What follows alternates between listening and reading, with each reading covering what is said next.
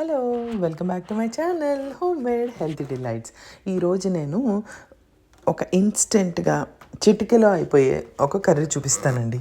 మనకి green onions అని దొరుకుతాయి కదా, అన్ని షాప్స్లోనూ దొరుకుతాయి. అవి ఏంటంటే చక్కగా మనము వాటికి రూట్స్ అవి కూడా పెట్టుంటారు కదా షాప్లో కొనేటప్పుడు, వాటిని కట్ చేసేసుకోండి. నేనైతే వాటిని మళ్ళీ భూమిలో పాతేస్తాను, మళ్ళీ వస్తాయి.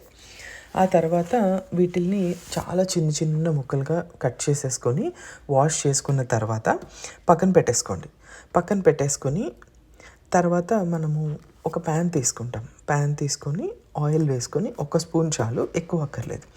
ఆయిల్ వేసుకొని ఈ ఎండుమిరపకాయల్లో నుంచే కారం రావాలి. ఈ కర్రీలో చిల్లీ పౌడర్ వాడట్లేదు, మసాలా కూడా వాడట్లేదు.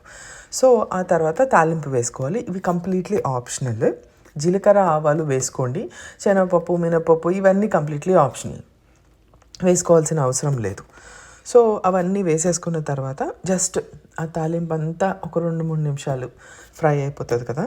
ఈలోపు ఏం చేస్తామంటే 1 లేదా 2 వెల్లుల్లిపాయలు దంచేసుకొని, లేదంటే తురిమేసుకొని దాన్ని ప్యాన్లోకి వేసేసుకోండి. తాలింపులోకి వేసేసుకున్న తర్వాత జస్ట్ వాటికి పచ్చివాసన లేకపోతే ఆ వెల్లుల్లిపాయలు బ్రౌన్గా అయ్యేంత వరకు ఫ్రై చేసేసుకుని, ఆల్రెడీ మనం గ్రీన్ ఆనియన్స్ కట్ చేసి పెట్టేసుకున్నాం కదా, వీటిల్ని ప్యాన్లోకి వేసేసుకున్న తర్వాత జస్ట్ దీనికి సరిపడినంత ఉప్పు పసుపు ముందే వేసేసుకున్న తర్వాత చాలా ఫాస్ట్గానే ఉడికిపోతుంది కదండి స్ప్రింగ్ ఆనియన్. సో సాల్ట్ వేయడం వల్ల ఇంకొంచెం వాటర్ వచ్చి ఇంకొంచెం ఫాస్ట్గా ఉడికిపోతుంది.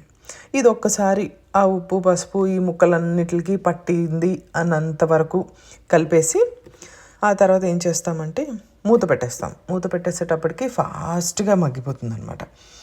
ఒక లో ఫ్లేమ్ మీద పెట్టండి, లేదంటే మాడిపోతుంది. ఒక 5 మినిట్స్కి ఈ గ్రీన్ ఆనియన్స్ అన్నీ బాగా ఉడికిపోతాయి. ఎప్పుడైతే మనకు ఉడికిపోయింది అని అనుకున్న తర్వాత ఒకసారి చెక్ చేసుకోండి, జస్ట్ సాల్ట్ సరిపోయిందా లేదా ఏంటి అని చెక్ చేసుకోండి. దీనికి కరివేపాకు ఎక్కువ ఉంటే చాలా టేస్ట్ బాగుంటుంది. అండ్ దాంతోపాటు కొత్తిమీర అంటే బాగా ఇష్టం ఉన్నవాళ్ళు ఎక్కువ వేసుకోండి, టేస్ట్ చాలా బాగుంటుంది. హ్యాండ్ఫుల్ ఆఫ్ కొత్తిమీర తీసుకొని చిన్న చిన్న ముక్కలుగా కట్ చేసేసుకొని ఈ కొత్తిమీరని కూడా స్ప్రింగ్ ఆనియన్లోకి వేసేసిన తర్వాత స్టవ్ కట్టేయండి. ఇంకేం లేదు, ఇంకా మన కూర అయిపోయింది ఇక్కడ. ఆ తర్వాత టేస్ట్ ఎలా ఉందో ఏంటో చూసుకొని, సాల్ట్ సరిపోయిందో లేదో చెక్ చేసుకొని స్విచ్ ఆఫ్ చేసేసుకోండి. అంతేనండి మన రెసిపీ. Thank you.